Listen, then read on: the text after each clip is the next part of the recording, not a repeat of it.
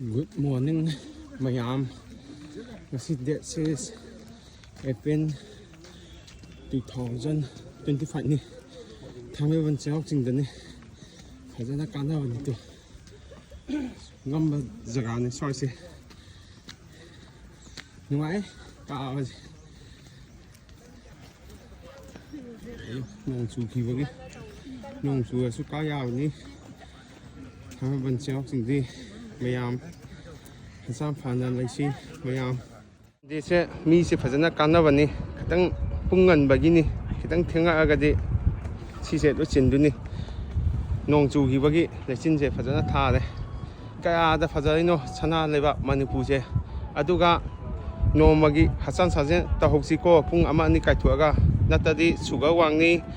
บีปีวางกันนี่อิสายชานะหัวนั่นสิ